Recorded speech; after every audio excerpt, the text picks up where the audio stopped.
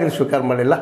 ಈ ಸಮಸ್ಯೆ ಕಾರಣಕ್ಕಂತೂ ಈ ಪೊಲೀಸರು ಜೊತೆಗೆ ಪ್ರಿಯಾಂಕಾ ಖರ್ಗೆ ಮತ್ತು ಈ ಪೊಲೀಸರ ನಂಟು, ಅವ್ರ ಗೆಳೆಯರು, ಅದರಲ್ಲೂ ಮುಖ್ಯವಾಗಿ ರಾಜು ಕಪ್ನೂರ್ ಅವರು 15 ಲಕ್ಷಕ್ಕೂ ಅಧಿಕ ಹಣ ತೆಗೆದುಕೊಂಡು ಟೆಂಡರ್ ನೀಡದೆ ಮೋಸ ಮಾಡಿದ್ರು ಅವರು ಅಂತೇಳಿ ಅವ್ರು ಆರೋಪ ಮಾಡ್ತಾ ಇದ್ದಾರೆ.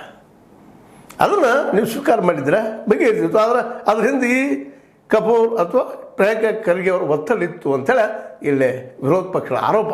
ಇರಲಿ, ಅದು ತಗೋಬೇಕಾಗಿತ್ತು. ತನಿಖೆ ನಡೆಸಿದ್ದರೆ ಸಚಿನ್ ಬದುಕೊಳ್ಳುತ್ತಿದ್ದ. ಈಗೇಕೆ ಇಲ್ಲಿಗೆ ಬಂದಿದ್ದೀರಿ, ಈಗೇಕೆ ಬಂದರೆ ಪೊಲೀಸರಿಗೆ ಬಂದಿದ್ದಾರೆ ಹೆಣ್ಮಗಳು. ಪಾಪ ನೋವಾಗಿದ್ರಿ, ಸತ್ತ ವ್ಯಕ್ತಿ, ಅವು ಅಪರಾಧಿ ಇರ್ಬೋದು, ಅವು ವ್ಯವಹಾರ ಆಗಿರ್ಬೋದು, ಉಳಿಸ್ಬೇಕಾಗಿತ್ತಲ್ಲ, ಪೊಲೀಸರಾಗಿ ಉಳಿಸ್ಲಿಲ್ಲ ಅನ್ನೋದು ಬಹಳ ಮುಖ್ಯ ಪ್ರಶ್ನೆ ಆಗ್ತದಿಲ್ಲ.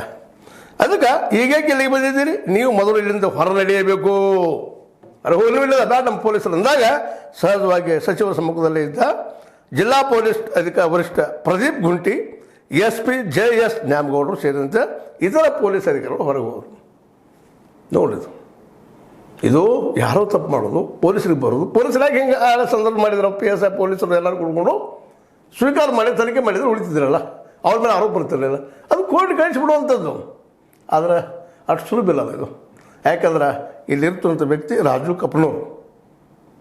ಆದರೂ ಕೊನೆ ಕಂಡ್ರೆ ಅವರೇನೇ ಹೇಳಿದರು, ಸಮಾಧಾನ ಮಾಡಿದ್ರು, ಒಂದು 10 ಲಕ್ಷ ರೂಪಾಯಿ ಕೊಟ್ಟರು, ನಿಮಗೆ ಒಂದು ಉದ್ಯೋಗ ಕೊಡ್ತಾನೆ ಅಂತ ಹೇಳಿ ಬಂದಿದ್ದಾರೆ ಇವತ್ತು. ಅದಕ್ಕೆ ಅವ್ರು ಸಮಾಧಾನ ಆಗ್ತಾರೆ ನಮ್ಗೆ ಅನಿಸೋದಿಲ್ಲ. ಬಟ್ ಇದು ಆಗಬಾರ್ದಂತ. ಸದ್ಮೇಲೆ 10 ಲಕ್ಷ 20 ಲಕ್ಷ ಕೋಟಿ ರೂಪಾಯಿ ಕೊಡೋದು ಮುಖ್ಯ ಅಲ್ಲ. ಈಗ ವಿರೋಧ ಪಕ್ಷ ಹೇಳ್ತಾರೆ 1 ಕೋಟಿ ಕೊಡಬೇಕಾಗಿತ್ತು ಅಂತ. ಅಲ್ಲಿ ಈಗ ವಿರೋಧ ಪಕ್ಷ ಹೇಳ್ತಾರೆ, ಅವ್ರು ಭಾಳ ಸಂತೋಷ, ವಿರೋಧ ಮಾಡಲೇಬೇಕು, ವಿರೋಧ ಪಕ್ಷ ಬೇಕು ಮತ್ತು ಅದಕ್ಕೆ ವಿಜಯೇಂದ್ರ 1 ಕೋಟಿ ಕೊಡಲಿ ಅಂತ ಹೇಳ್ತಾ ಇದ್ದಾರೆ. ಅವ್ರು ಕೊಡು ಸರ್ಕಾರ ಕೊಡೋ ಕರ್ತವ್ಯನೇ ಹೌದು. ಇಡೀ ಜೀವಮಾನದಲ್ಲಿ ಎಷ್ಟು ಗಳಿಸಿದ್ರು ಒಬ್ಬ ಈ ಕಾಂಟ್ರಾಕ್ಟರು, ಅದು ಲೆಕ್ಕದ ಮೇಲೆ ಕೊಡಬೇಕು ಅವ್ರಿಗೆ. ಯಾಕಂದರೆ ಇದಕ್ಕೆ ಹೊಣೆಗಾರರು ಪೊಲೀಸ್ ಮತ್ತು ಪ್ಲಸ್ ರಾಜಕಾರಣಿಗಳು. ಪ್ರಿಯಾಂಕಾ ಖರ್ಗೆ ಅವ್ರ ಮೇಲೆ ಸಾಕಷ್ಟು ಆರೋಪಗಳು BJPಗರು ಮಾಡ್ತಾ ಇರ್ತಾರೆ. BJP ಬಂದಾಗ ಖರ್ಗೆ ಅವ್ರು ಮಾಡ್ತಾ ಇರ್ತಾರೆ.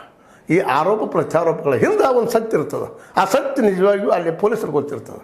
ಅದಕ್ಕೆ ಪೊಲೀಸರು ನಮ್ದು ಏನಪ್ಪ ಈ ಸಂದರ್ಭದಲ್ಲೇ ಸತ್ಯದ ಪರ ಇರ್ರಿ ಅಂತೇಳಿ.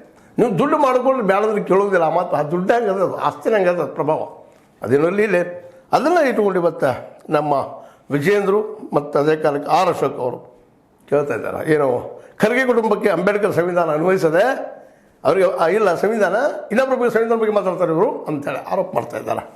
ಜೊತೆಗೆ ಈ ನಮ್ಮ ರಾಜು ಕಪ್ನೂರ್ ಇವರು ಅತ್ಯಂತ ಆತ್ಮೀಯ ಖರ್ಗೆ ಅವರಿಗೆ. ಇವರೆಲ್ಲ 6 ಜನ ಗೂಂಡಾಗಳಿದ್ದಂಗೆ ಇವರು ಆಪ್ತರು. ಇವ್ರ ಜೊತೆಗೆ ಇವ್ರ ಸಂಬಂಧ ಏನು ಖರ್ಗೆ ಅವರು. ಅದಕ್ಕೆ ಮೊದಲು ರಾಜೀನಾಮೆ ಕೊಡಬೇಕು, ಕೊಟ್ಟು ಅವ್ರದ್ದು ತನಿಖೆ ಆಗಬೇಕು ಅಂತ ಕೇಳ್ತಾ ಇದ್ದಾರೆ. ಸರಿ ಅದ ಅವ್ರ ಮಾತು.